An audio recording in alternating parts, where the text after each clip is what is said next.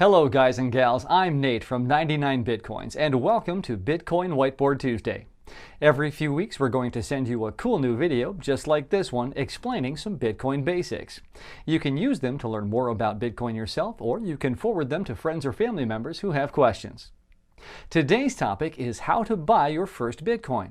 If you've followed our previous lessons, then you're probably somewhat of a Bitcoin expert by now. However, nothing will teach you more about Bitcoin and how it works than having a first-hand experience with a live Bitcoin transaction. By buying even a small amount of Bitcoins, you'll probably learn more than by watching this whole video series. So let's get started. Before you can buy Bitcoins, you're going to need a wallet to hold them. If you've watched our previous episode about wallets, then you're all set. However, if you're completely new to Bitcoin, or if you can't quite recall what we talked about in the video, here's a short refresher. Bitcoin wallets are programs that help you send and receive Bitcoin. They generate your Bitcoin address, which serves as your personal address for receiving Bitcoins. If you're buying small amounts of Bitcoin, you can use any trusted software wallet. It could be a mobile wallet or a desktop wallet. It doesn't really matter. For large amounts of Bitcoin, though, you'll want to use only hardware or paper wallets.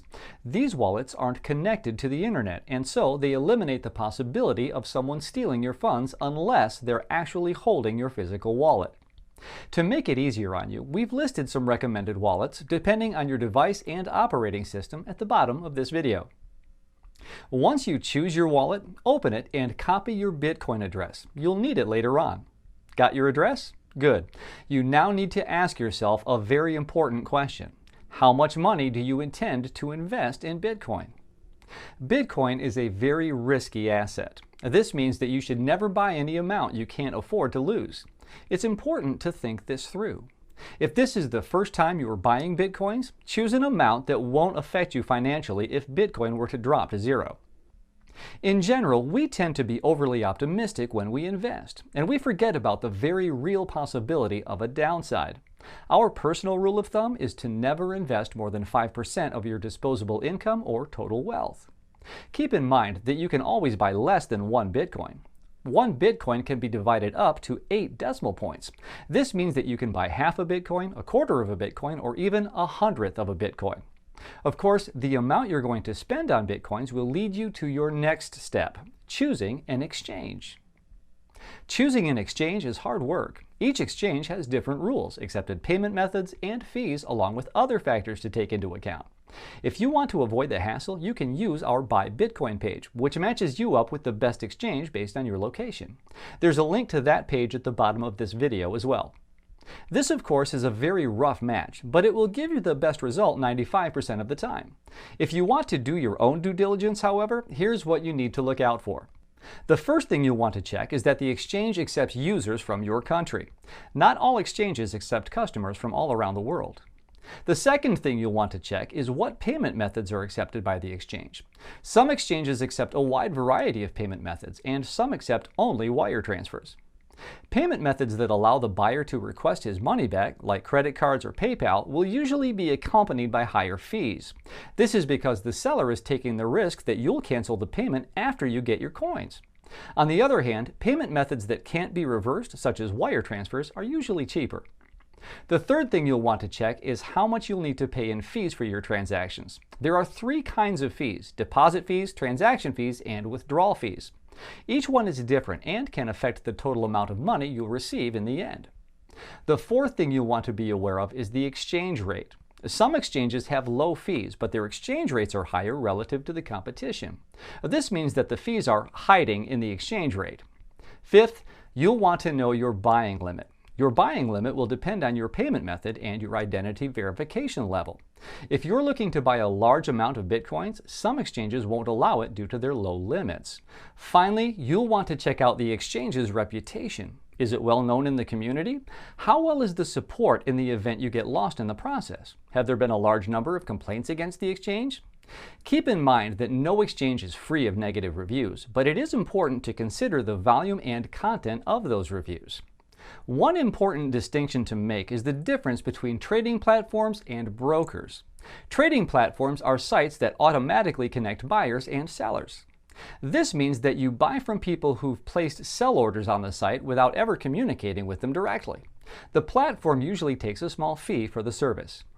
Conducting transactions on trading platforms like Bitstamp or Kraken is usually the cheapest way to get Bitcoins, but often it's not very user-friendly.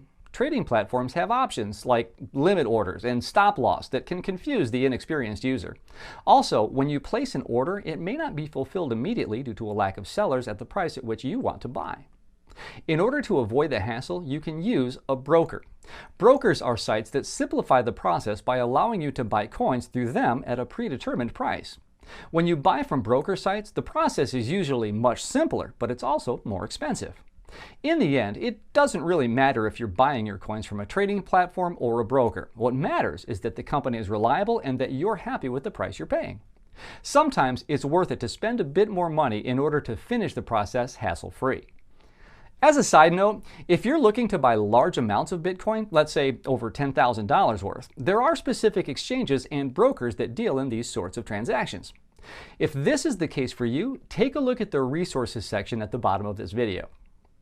Now that you know how much you want to spend and you've chosen your exchange, it's time to make the trade. Sign up for the site you've chosen and complete the registration process. Most exchanges today will have a Know Your Customer process, also known as KYC, that you'll have to go through. This means you'll need to supply the exchange with some additional information like your ID, a proof of residence, and in some cases even a proof of income. As Bitcoin has become more and more mainstream, exchanges have become subject to stricter regulations by governments, and in many cases they're unwillingly forced to request this information from you. Once you finish the registration and your identity is verified, you can finally buy your Bitcoins. I hate to break it to you, but the process doesn't end there. After the transaction is complete, it's highly advised that you move your Bitcoins from the exchange into your own personal wallet. If Bitcoin's history has taught us anything, it's that if you keep your money on an exchange, you don't actually own that money. The exchange does. If the exchange becomes insolvent or gets hacked, you risk losing that money for good. This happened in the past with Mt. Gox, and it's happened more recently with exchanges like BTCE and Bitfinex. Once the coins are in your account, make sure to withdraw them to the Bitcoin address you've copied from your wallet. After the coins arrive safely in your wallet, then you can proudly say that you've bought your first Bitcoin. Other options to buy Bitcoins include Bitcoin ATMs. Bitcoin ATMs are machines that accept cash, also known as fiat money, and send you Bitcoins in return. Some ATMs allow you to only buy Bitcoins, and some will allow you to sell your Bitcoins as well by giving you cash in return. Many people love to use ATMs because of the relative anonymity throughout the purchasing process. You don't have to wait for long identity verification processes to finish. Just enter your money and get your coins instantly. Bitcoin ATMs are run by companies that usually charge a specific fee for their service, so make sure you're aware of the fees before making the transaction. If you want to find a Bitcoin ATM nearby, use the link in our resource section below. Before we end this lesson, I want to touch upon one other subject. Some people will prefer to buy Bitcoins from an individual and not an exchange. In this case, there are a few things to watch out for.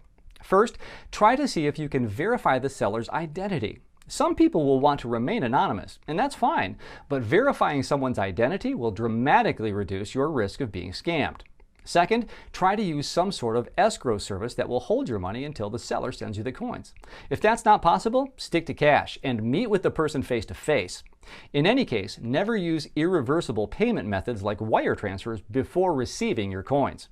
Finally, you'll want to wait for the Bitcoin transaction to have at least 2 to 3 confirmations before considering the deal complete. Of course, this depends on the amount of money you're exchanging. Smaller amounts can do with only 1 confirmation.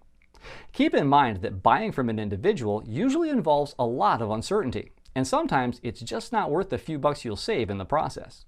Well, that's it for today's video. All that's left for you to do now is go and get your first Bitcoin. Remember, if you ever get stuck, use the resource section at the bottom of this video, or just shoot us an email. Good luck, and I'll see you in a bit.